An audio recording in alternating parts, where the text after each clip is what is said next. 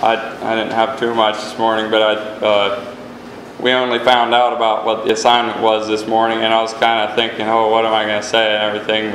But I just thought it's all right, you know. When we feel pressured or anything, we can just relax and everything will be all right. On our smoothie cups at the stand, it says "Love People" on it, and we had a few people that really appreciated that, and that was kind of encouraging. For me, throughout the week, having good family and knowing good people and good friends was really encouraging for me. I thought about it this week, how sometimes if we say something or do something that, you know, afterwards we, you know, wish we hadn't done that. We're like, what was I thinking?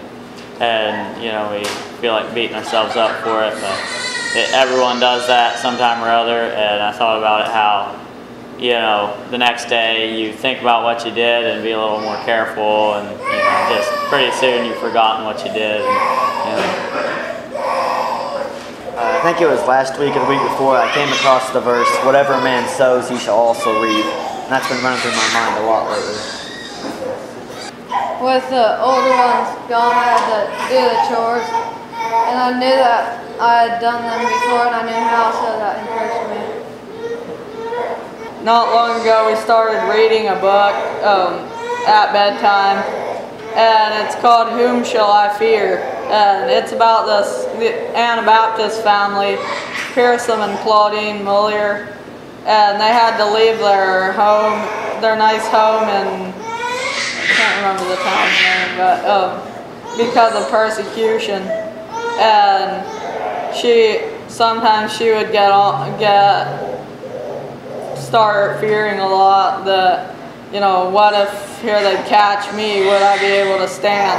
And her husband would tell her, encourage her, no matter what happens, God is in control. He's gonna give you strength. And that encourages me, because anything that happens, we know we've got someone backing us up. We watched a movie this week, and one of the catchphrases in it was "keep moving forward" or "keep working forward," one of the two. And that's just encouraging to me, just to keep on pressing on, just don't lose heart, just keep going. Last week, as I was working in the garden, it was just neat to think about how those plants, you have to keep them watered and keep attacking the weeds, and if you let that go out, if you let it out of control, then the plants can die from all the weeds overtaking. I'm really encouraged by the warm weather this week. I was reading in a book called The New Organic Grower, and I'm not going to make this a long spiel. I've got a really decided point about what I'm going to say here, but and it really inspired me, because I was reading the first chapter, and this guy, his name is Elliot Coleman, and he's a guy that started growing organically when he was 25, I think. And I'm not going to dispute the different sides. In fact, I'm going to do the contrary with my point here. The way that he started his book, he wrote a metaphor on a quote that some guy said about a tapestry. And basically the guy's quote was, translating, you know, work to another language, he kind of feels like it loses the meaning that it was written in the original language. And that's like a tapestry. You're looking at the front of the tapestry, and it's beautiful. You can see all the detail, the color, everything's coherent and crisp. But you go to the other side, and there's just frayed ends, and you're looking at an incomplete picture. Well, the writer went on to, which is also the gardener that I'm reading of, he went on to use that as a metaphor of chemical agriculture and biological agriculture. And he said, well, the biological agriculture, you're looking at the front of the tapestry. But then I started thinking, like, and I got overwhelmed with this thought. I thought about, well, the tapestry,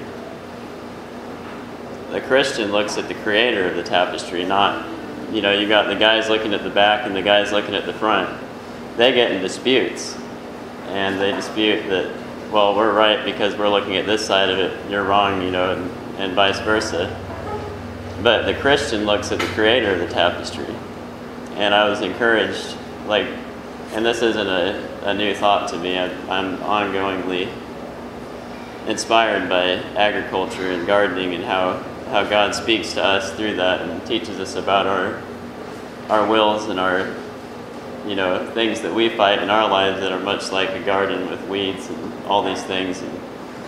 But I was very encouraged at the thought that though even us in this congregation, we have varying views on this subject, but that's not the point. The point is that we learn the lessons that God is, just like in our whole life, God's trying to teach us stuff. And if we get all caught up in these disputes and then don't learn the lessons, well, we miss the point, And so, Lord bless you all. I didn't really have a whole lot of time to think about it, but I was just thinking, I'm really thankful for my good family and friends and all the brothers and sisters in the church. Is really inspires me and all you all.